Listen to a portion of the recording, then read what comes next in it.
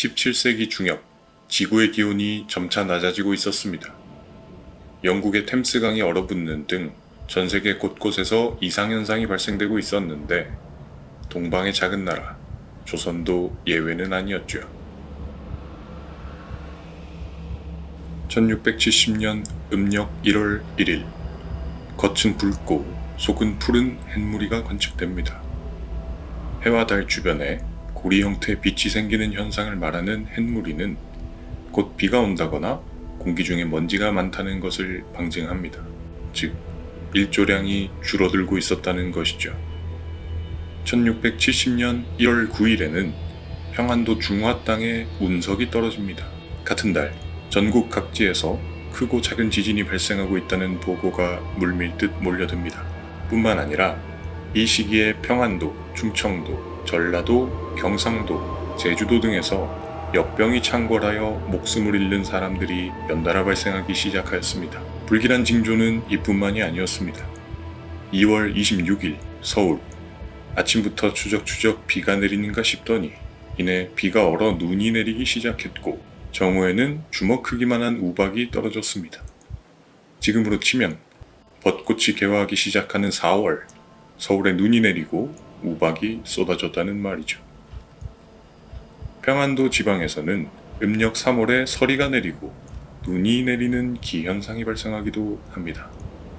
4월에 들어서는 경기도, 전라도, 경상도 등지에서 밤마다 농작물에 서리가 내려 피해를 입는다는 보고와 함께 우박이 내린다는 보고가 계속해서 올라옵니다. 중요한 것은 이때까지 계속해서 비가 내리지 않았다는 것입니다. 보통 모내기는 5월쯤에 시작하여야 하는데 우박만 계속 쏟아질 뿐 비가 내리지 않고 있었기 때문에 전국적으로 한 해 벼농사를 시작도 못해볼 위기에 처했었던 것이죠.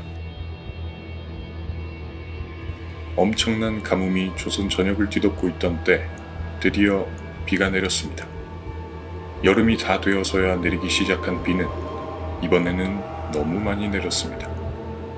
현종실록은 6월 1일 전라감사 보고에 따르면 전라도에 큰 비가 연일 내려 들판이 시내가 되었다고 하는 기록이 있으며 6월 8일에는 경상감사가, 20일에는 경기감사가 수재에 대하여 보고하였고 다음 날인 21일에는 충청도에서 수재로 물에 빠져 죽은 사람들에게 휼전을 베풀었다고 기록하고 있습니다. 불과 한 달 전까지만 해도 비가 내리지 않아 연달아 기우제를 지내고 있었던 현종은 이제 기청제를 지내라는 명을 내립니다. 비는 그칠 줄 몰랐습니다. 7월에도 8월에도 계속 비가 내렸습니다. 7월 2일에는 황해도에서 홍수로 산사태가 일어나 사람이 깔려 죽었다는 보고가 올라옵니다.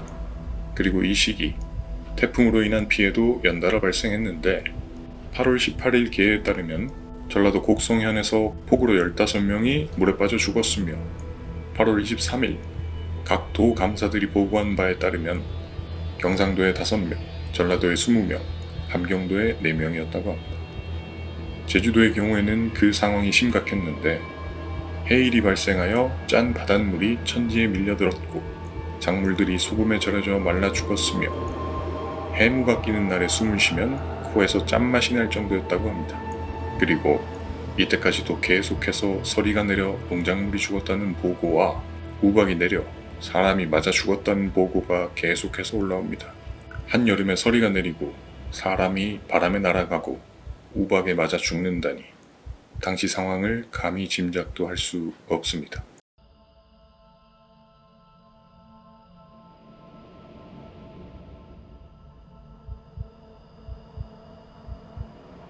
황충은 메뚜기, 갑충은 딱정벌레, 황작은 참새를 뜻합니다.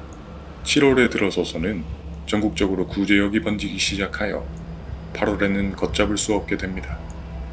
한 지역에서 한 달에 수천 마리씩 소와 말, 수만 마리가 집단으로 폐사했습니다. 1670년 7월 최초로 아사자에 대한 보고가 올라옵니다. 조정은 구유를 적극적으로 시행하려는 노력을 기울였으나 전국에 닥친 기근을 해결하기에는 턱도 없이 부족했죠. 농경사회였던 조선에서 소는 농사기구로 도축이 금지되어 있었지만 결국 조정은 소회 도축을 허가합니다. 하지만 이미 굶주린 백성들은 멀쩡한 소는 물론이고 전염병으로 죽어 땅에 묻은 마소를 다시 파내 먹고 있는 지경이었으니 사태는 걷잡을 수 없었습니다. 8월에 들어서는 본격적으로 아사자가 발생했다는 계획가 끝없이 올라오기 시작하였으며 4대부가 굶주린다는 보고까지 올라옵니다. 실제로 경신대기근 기간 동안 재상급 인사 10명이 사망하였다는 기록이 있죠. 오늘날 장관급 인사들이 기근으로 사망한 것입니다. 그리고 그해 겨울 혹독한 추위가 찾아옵니다. 늦봄에도 눈이 내리고 한여름에 서리가 꼈던 해, 그해 겨울의 추위는 특히나 더 가혹했습니다. 1년 내내 굶주렸다가 비축한 식량이 없는 상태에서 맞는 겨울, 백성들은 얼어 죽은 시체의 옷을 벗겨 뺏어 입었으며 부양할 자식과 부모를 버리는 것은 물론이고 심지어는 굶주린 부모가 자식을 잡아먹었다는 기록도 발견됩니다.